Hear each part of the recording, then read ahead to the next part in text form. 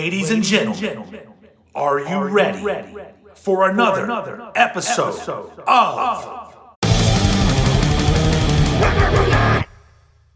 That's right, Record Roulette is back. What is this, number 8? I don't know.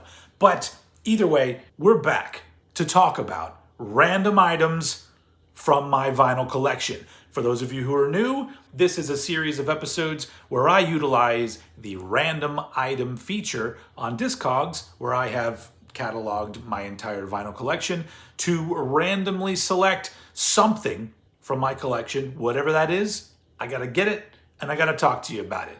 And everybody has a great time. So let's just jump right into this week's episode where, as usual, my screen is being recorded. You're gonna see the choices as they happen. Let's do it. Here we go. Random item. Frolic Through the Park by Death Angel, the second Death Angel album from 1988. This is a 1988 pressing on Enigma Records. And Death Angel are a great band, but especially their first 3 albums, I adore. All 3 of those albums. This one's great. By album number 2, Death Angel already didn't give a fuck what anybody thought about the kind of music they were gonna do. This album is all over the place. It's not just thrash. And the next album, Act 3, is the same way. And I fucking love that about this band. They've gotten a little bit more safe these days, but man, this is the shit right here. Let's take a look at this. So once again, you have that Enigma. It's like a clear, sort of generic Enigma Records inner sleeve. And then, there you go. Oh, whoop, that was upside down. The Enigma label, nothing special going on there. But there is an insert. And here you get a good picture of the dudes.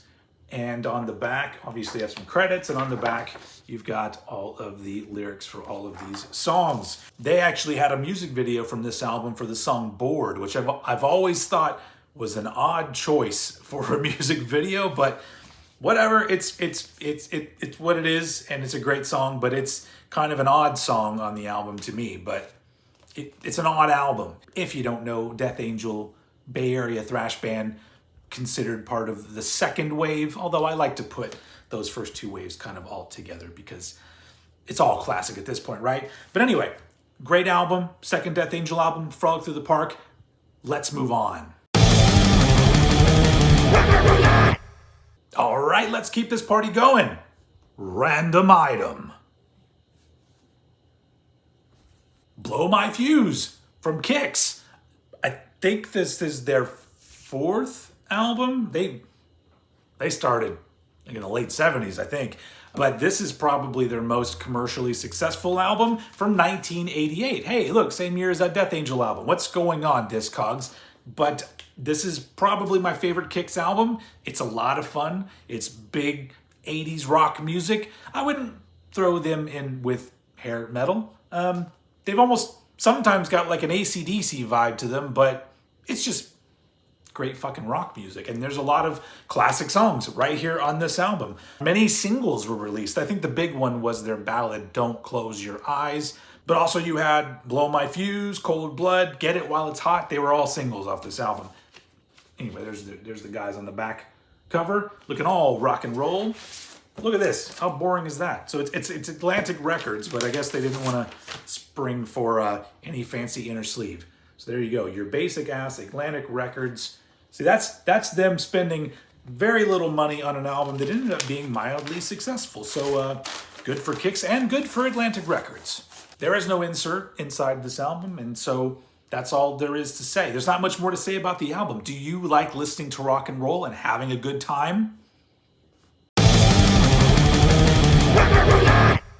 All right, so we've spent a little time in the 80s so far with this episode. Let's see where Random Item takes us next. What did I say? Random Item. The debut album from Prong, Force Fed. This was released in 1988 also, but this version is from 1989. I'm not sure, on the front it says first domestic release, so I'm assuming that it wasn't released on vinyl until 1989 in the States. Either way, look, it's a promo stamp on this one. This is a great album if you're into prong, which I am, and this is the beginnings of their sound.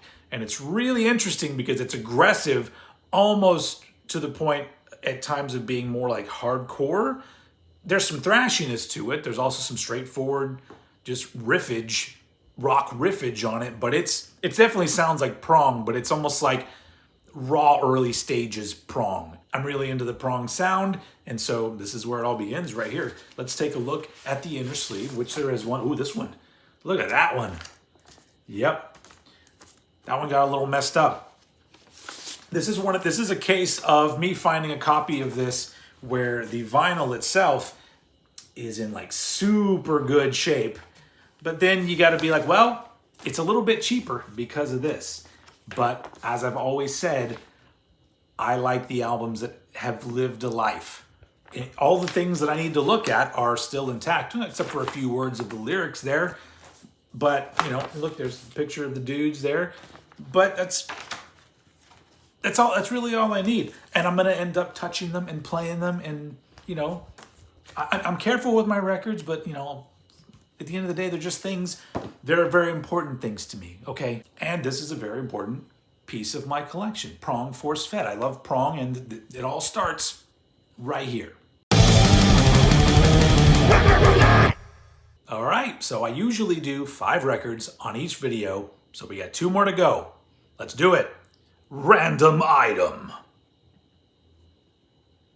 Cause of Death by Obituary. This is a fucking good one.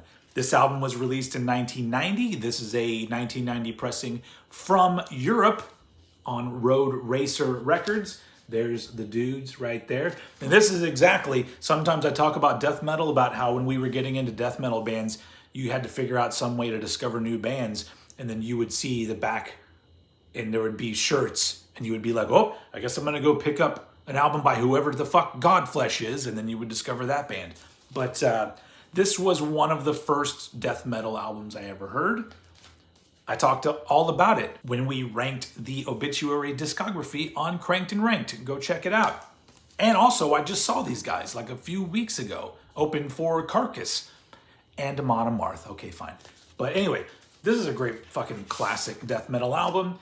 Here's the inner sleeve. Interesting. It's like a slightly different picture of the dudes, but clearly from the same photo shoot.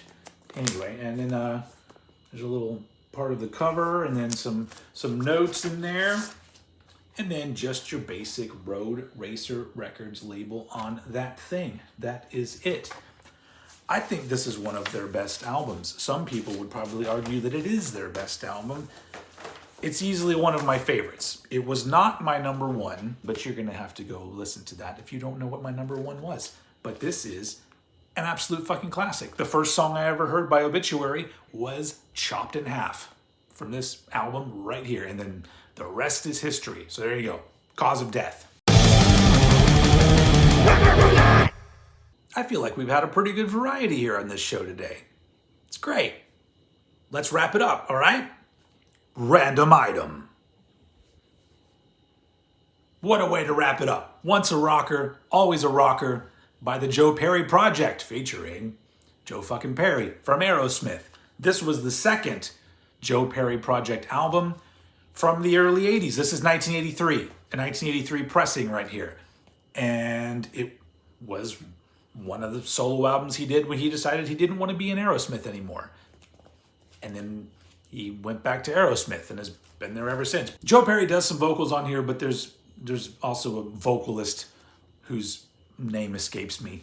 Honestly, out of the 2 Joe Perry Project albums from the early 80s, this is the lesser of the 2 for me, but it's just straightforward rock and roll, good time stuff. You know, don't gotta think too hard about it.